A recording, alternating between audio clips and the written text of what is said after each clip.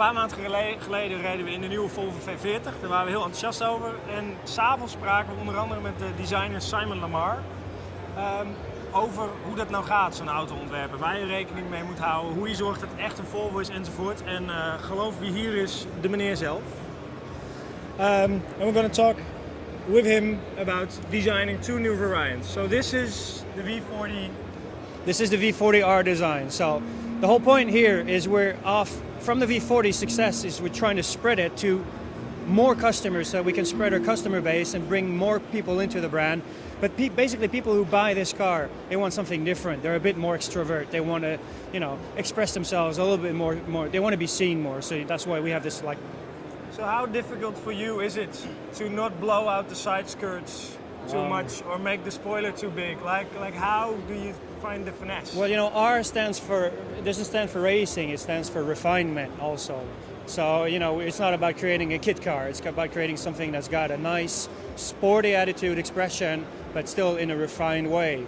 But of course, spreading the wheels out and all that then becomes a big change when it comes to driving dynamics, and that's not the point. We're not trying to create a race car.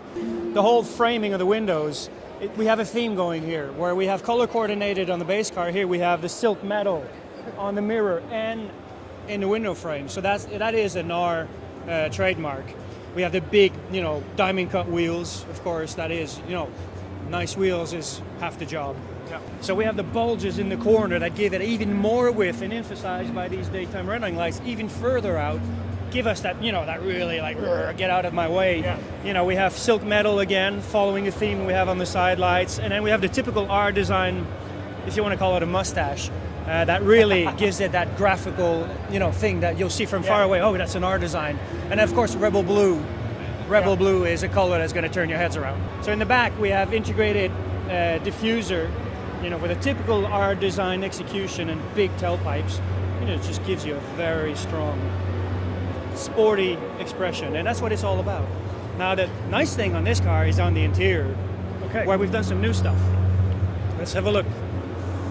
So when we look on the inside, it's all black. Yeah. Roof lining is all black. We didn't have that before, and that is just a natural thing to have in a sports car. And we have these beautiful seats with R design engraving and good, nice nubuck textile that will keep your ass on the seat. Here we're showing the performance mode, but in the elegance mode, we have a blue dial instead, which is basically continuing the R design theme. Yeah. So basically, all in all, I think inside and out, we have something that has a different but refined expression. Yeah. Cool. Yeah.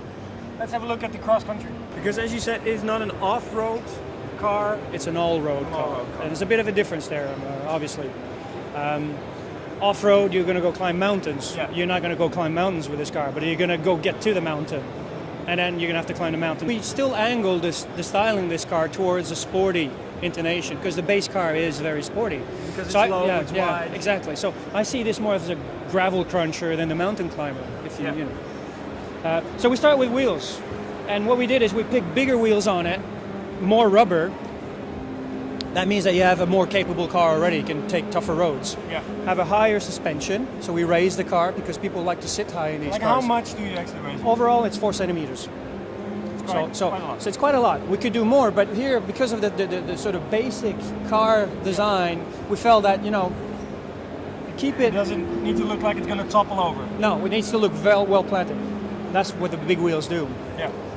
Next to that, we have then the attributes, front rear bumpers. Yeah, the front rear bumpers have got the typical cross-country styling with the black reinforcement panels, and the side skirts here with, the silver enhancement. Just gives it, basically, visually makes the car look chunkier. Yeah. Yeah? And that's something we want to do with this car. We don't want it to be super sleek, we want it to be in your face. So you've got a bit of muscle. Here you can see we have the glossy black mirror window surrounds instead of silk metal. Yeah. And you can see that we again do the same thing with the mirrors, that we've matched the mirror to give it the theme. And then this car's got rails, and the two other ones don't. And that again makes the car grow sideways in the side view, but also is a more functional thing. You can strap bars on, you can put your gear on it. You can put your bike, your mountain bike, your canoe, whatever you want. So therefore, that allows us to, again, expand the usability of the car into a more adventurous kind of styling and lifestyle. There's a different feeling. Here we have, in the leather upholstery, some nice stitching that is typical more cross-country. It looks more rugged, and that's the whole point. We want to make it look a little bit more tough, that you can do a bit other stuff than you would do with either the V40 or the R design. So what's the nicest thing to design? If you make a variation of an existing car, what's the nicest sort of brief you can get as a designer? Make a race car? Yeah? Doing it cross-country is actually quite fun because you can dramatically change the looks of a car by doing these few steps, making sure that you get it right. It's about getting it right more than doing it. You see what I mean? It's getting the right character, and that's the challenge. Yeah.